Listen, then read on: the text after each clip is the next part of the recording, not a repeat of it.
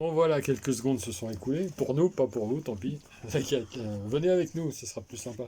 Alors voilà, je vais vous montrer un disque que Miku a retrouvé. Voilà, je vous le montre. Et je te laisse en parler évidemment, puisque tu sais mieux que moi. Et parler également de cette photo-là. Parce qu'on l'a déjà vu tous et toutes là qui regardaient ces vidéos, vous l'avez vu cette photo. Mais pas du tout comme ça.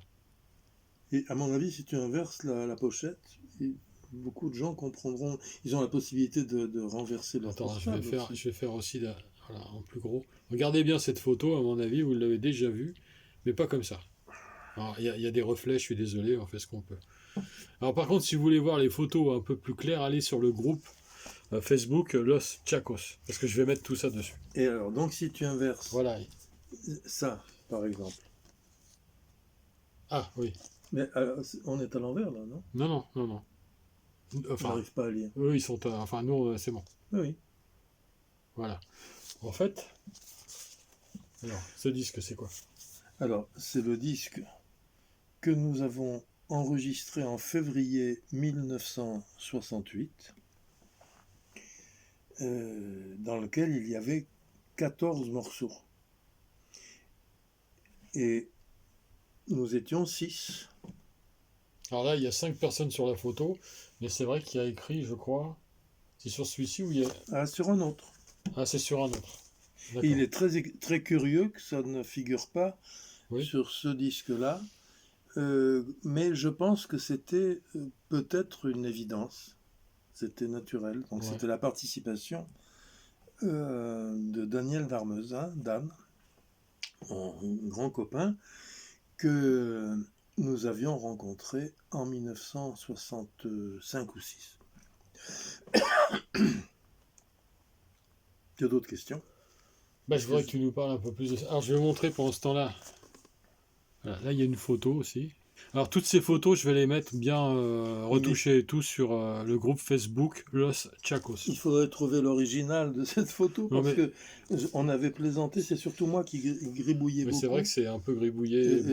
Ce qui tendrait à prouver, contrairement à ce que pensent certains, que mon hubris n'est pas aussi énorme que l'on voudrait bien le dire, surtout à l'époque, parce qu'à l'époque, je ne me sentais plus, si tu veux, parce que le succès rendait un peu dingue. Donc ça, c'est c'est la fameuse galette en aluminium ou métal Alors, c'est assimilé, plutôt lourd. Hein.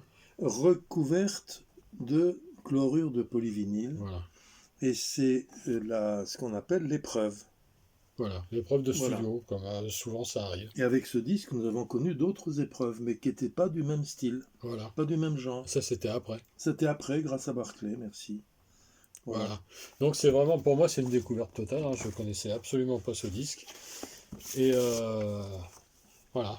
Donc, voilà. Hop, Jean-Michel. Et donc, nous vendions ce disque à la fin de nos des concerts. Donc, c'est le fameux à compte d'auteur dont tu parlais dans l'épisode premier... 42. Parce que je te rappelle que là, c'est le 44. D'accord. Alors que nous devions en faire 5, à peine.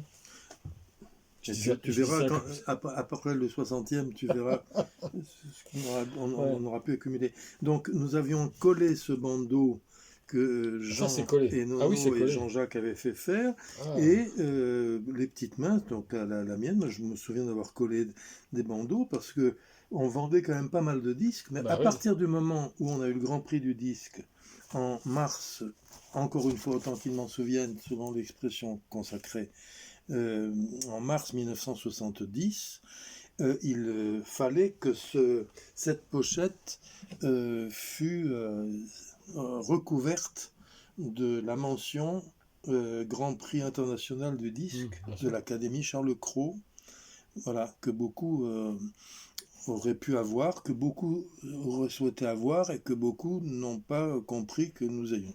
La phrase n'est pas correcte, mais nous comprenons. Donc Jean avait fait faire ces bandeaux. Je ne sais pas si c'était des autocollants, je pense que oui déjà. Et alors nous collions ça, et c'était avant la pochette avec le fameux oiseau bleu. Mais même avant la pochette. La pochette bleue, le fameux oiseau.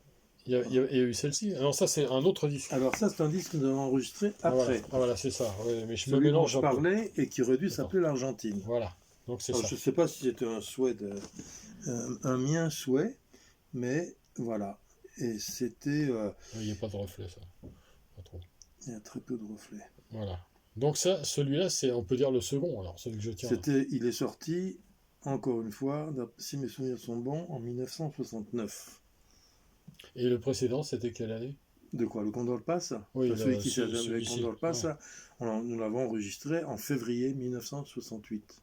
Donc c'est Un an alors, avant. un an avant, ensuite Et celui-ci, et ensuite celui qui voilà. était sorti en premier, que j'ai montré là, alors qu'on soit bien clair, celui-ci, donc le premier, a été ensuite pris chez Barclay et ressorti avec la pochette bleue que tout le monde connaît. Voilà. Voilà. Mais c'est le même disque que ça, moins 2 morceaux, parce que là il y a 2 morceaux en plus. Comme je l'avais dit, nous avions Ouais. enregistré, il y avait 14 titres. Et donc il y en a 12 sur le morceau bleu, Voilà. sur le disque bleu. C'est ça. Voilà, d'accord. Exactement. Et ça c'est le second. Là il y avait combien de titres? Tu te souviens de ça? Ah ben on peut le voir parce qu'il y a le, oui, le oui. verso Ah oui. aussi. Attends. Je- C'est vrai. Alors on a une version Il ici doit y qui en est... avoir 14. qui est très Je crois abîmée. qu'il y en a 15. Alors c'est très curieux là. Attends, Si, je vais compter. si 1, tu 2, comptes 3, bien, je 4, pense que tu 5, comptes 6, bien. 7, 8, 9, 10, 11, 12, 13, 14, 15. Bravo. Hein, non, voilà. Bravo. Alors, 15. il est très abîmé. Voilà, c'est la même pochette, mais on a le... Il est très verso. abîmé parce que je collais sur ces pochettes. J'essayais de dessiner de nouvelles pochettes avec de nouveaux, je ne doutais de rien, comment dire, nouvelles illustrations. Mais ça n'a rien donné, ça n'a plus En tout cas, ça permet... Et donc, il y a aussi ça. Ah bah oui, voilà. Février 69. Un an après le premier. Voilà. Donc, entre-temps, nous avions fait l'équivalent du volume 2 aussi, qui s'ajoutait à ça. Virginia del Sol. Virgenes del Sol. D'accord. Ouais, en fait, là, en 2 ou 3 ans, vous avez enregistré 3 disques, c'est ça? Voilà. 3 disques. Oui, 3 disques. Et C'est-à-dire avec 4 pochettes différentes. Une quarantaine de morceaux, si je compte bien.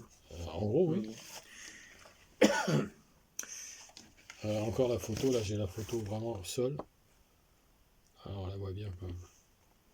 Et donc, c'est la photo qui est au verso du disque bleu, où on ne comprend pas qui est qui. Et là, par contre, on comprend parfaitement. C'est dommage, parce qu'elle est très belle, la photo. Je sais pas pourquoi Barclay c'est une photo complètement...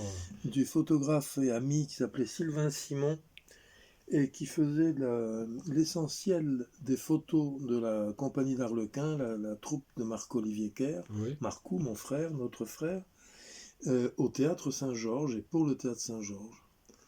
Voilà. Il y a beaucoup de reflets, mais bon. Et j'ai trouvé des choses assez extraordinaires que je montrerai un de ces jours, des programmes du théâtre de Marcou, Oui. Marc-Olivier. Mais je ne dis pas qui figure au générique. Je réserve cette surprise. D'accord. Nous, on prendra ça plus tard sur les Tchakos. Et là, on va peut-être commencer à parler d'une chose dont tu as déjà parlé. C'est les 2 morts de Quinca la flotte. Alors, les 2 morts de Quinca la flotte, je rappelle rapidement, on en a parlé il n'y a pas tellement longtemps dans une vidéo. Tu avais fait la musique de cette création. Voilà, c'est une pièce de Jorge Amado, grand écrivain brésilien, et qui a été adapté parce que c'était un roman, autant qu'il m'en souvienne, adapté pour le théâtre par Yvon Chex, un brillant metteur en scène grenoblois. Et on m'avait demandé de faire la musique, donc ce qui fut fait. Et dont faisait partie... Comme musicien? Non, comme c'est Titelete, c'est dedans? C'était dedans? Ah non. Non, c'est moi qui dis une bêtise. Non, c'est pas une bêtise, mais Titelete, c'est on en avait parlé la il n'y a pas musique longtemps. d'Amour sans tête. Voilà, c'est ça. De la pièce de Miguel Ángel Asturias, écrivain guatémaltèque, prix Nobel de littérature en 1967. Voilà, donc là c'est le programme, la publicité, on va dire, avec les différents personnages ici, voilà, vous avez les gens ici. Je sais pas si on voit bien, hein, c'est difficile. Et c'était avec de grands amis musiciens, des musiciens dont je parlerai après, des copains de l'école de musique de Villeurbanne, très très bons musiciens, Donc, flûte, clarinette et contrebasse, j'en avais déjà parlé. J'en reparlerai parce que c'était une belle aventure et j'en parle aussi. Alors, tu montres ça, c'est très gentil de ta part, parce que j'ai toujours l'intention pour les musiques que j'ai faites, c'est-à-dire une trentaine de musiques de scène, je ne les compte plus, mais il y en a peut-être, en tout cas, il y en a certaines ne méritaient pas forcément d'être mentionnées, mais il y en a d'autres dont je suis pas, dont j'ai pas honte, tu vois. Et celle-ci en fait partie, et je voudrais en faire une sorte d'oratorio pour soliste, chœur et orchestre. Voilà. Et on va en reparler tout de suite.